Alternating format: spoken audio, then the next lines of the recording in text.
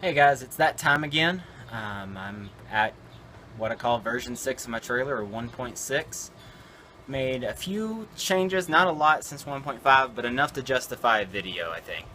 So let me start walking you through the trailer to show you what's changed from 1.5. So be sure to check that video out too so you can see where I'm at. But this is going to be a full tour, so if you're just tuning in for the first time, this is a good place to start, unless there's like a 1.7 or 1.8 out. So, whatever. Alright, when we walk into the trailer, the biggest change you'll notice if you've been following this video series is that I have switched the position of my miter saw and table saw. The reason I did this was because I realized that I use my miter saw almost every day and I don't always use my table saw every day. And 90% of the time, if I'm going to use my table saw, I'm also going to have my miter saw out doing stuff. So it works out better and it's quicker to have my miter saw here so I can pull it out if I need it, and then my table saw is going to be coming out anyway if I need it that way. So that saves me time, and I honestly think it stores a little bit better for some reason. I don't know. What that also did is it gave me room to put like a cubby system or hang stuff right there. You'll see here the biggest change from last time is the shelving unit. One, I painted, but two, the shelving unit that goes above the cubby system. I've got a little L bracket holding it up right there. I went about a week and a half without an L bracket there, and it wasn't getting loose. I just know with the continual bouncing eventually it will. I've got my drawers labeled, painted. I just think it looks nice. Got my chargers there. Up top, this is my new Graco True Coat Pro 2 airless handheld sprayer. It replaced my Wagner that I finally broke. I love this thing. It's a great little sprayer that I'm going to be using for trim and small jobs. Anything that's probably 2 gallons or less. Up here is just some extra tools. My router now has a place to live with its router plate. No changes here, just a little bit nicer looking than before. Cubbies still hold all my tools. I didn't bother labeling this because you can see the tool as you walk up to it. If I ever hire a helper, I'll probably will label it to make sure they put it in the right place. Got my nail guns there. Vacuum accessories, cleaning solutions, chemicals, things like that. Tarps, plastics, drop cloths, towels, safety equipment, painting.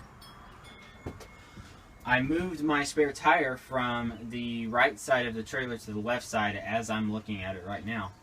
And because I hopefully won't ever need a spare tire. If I do, I'm going to be mad enough anyway, taking the extra steps to get that tire out. It's not going to make me any less frustrated for having a flat tire.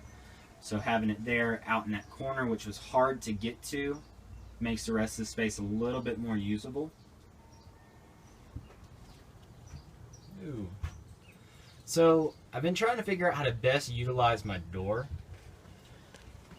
I know in Ron Paulk, his trailer doesn't have, or his trailer, he doesn't use the side door. He has one, but he's just built around it. So I still want to have access to my door, but being able to just get in there isn't a huge deal.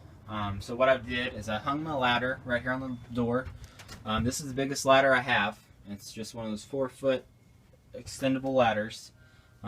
It's great for 1-story houses. I need to get a bigger ladder to start working on some 2-story houses, but there's not a lot of 2 stories in my area, so I can get one the day I need it. Yeah, so ladder here, keep my trash can here. That way I can open the door, pull it out real quick. I normally keep it empty, but it's got some stuff in it right now. Buckets. Right here is my little painting cart.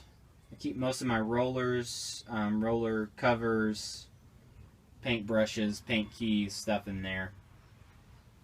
And that works out pretty good. Then I've got my blanking on what this metal thing is called to guard you from getting paint on stuff. Your paint shield. There you go. My everyday bag. Nothing's changed here. It's all still pretty much the same. And I'm actually going to flip position so I have a little bit better light. Okay. So here we are. You got your paint. drawer right there full of stuff. The bottom one's just junk that I keep shims and some of these little tie wrap things. All that kind of stuff in that junk drawer. All my screws and fasteners are right there, except for some of my finish nailers. I keep the screws in, or the nails in various places there. Need to fix that. I forgot to put my glue gun up. Driver bits are still here. You didn't see the last video. Got my little divider system that I made with scrap hardboard and hot glue to organize my bits by size and type. This is wonderful. I love it. And then my newest tool, besides my other paint sprayer, is this big Graco Pro LTS 717. The X7 is what it is. It's just branded different for the Lowe's stores. I got that from CJ Spray. It's a refurbished model for about $130 once you save tax too. Cheaper than I could get it from the box stores. So yay. So it works good. It does fold up, but it won't stand up folded on its own. I wish that was different, but it's not. So I just put two little hooks here to hold it in place while we're going down the road. It's not going to go anywhere, but it might get jostled a little bit, but it's a tough piece of equipment. And then it's about 40 pounds, so it's not a hard lift to lift it up on that. I finally put my electrical stuff in the trailer because that has burned me 3 times now because I didn't have any electrical tools in the trailer like an idiot. What else is different? Wired up my little light right there that's shining in that corner just to kind of light up the trailer. I don't have lights going across there, but I think I'm going to get one of those LED shop lights to mount in the center.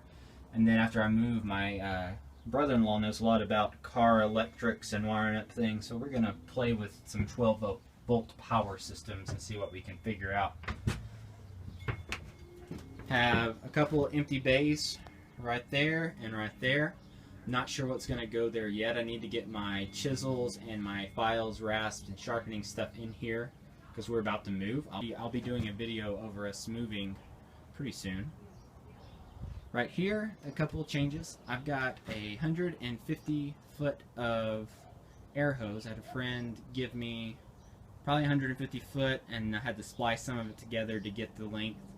And then I bought the green hose on top.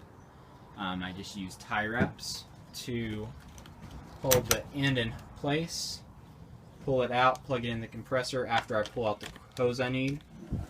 A real air hose reel that you could leave plugged into the compressor all the time would definitely be an improvement. But this way I rarely have to take the compressor out of the trailer, so I might eventually be able to move the compressor to a different spot and make some changes there. What I did is I flip-flopped these. These are the same brand, so I could flip them later. But I found it was better to have the electric cord right there on top and the hose reel down lower near the compressor, because the hose reel weighs a lot more. It's not like being higher or lower matters, it's just it works better. Don't really know how to explain it, but it works better. Then I've got my extension cords there, and that is it.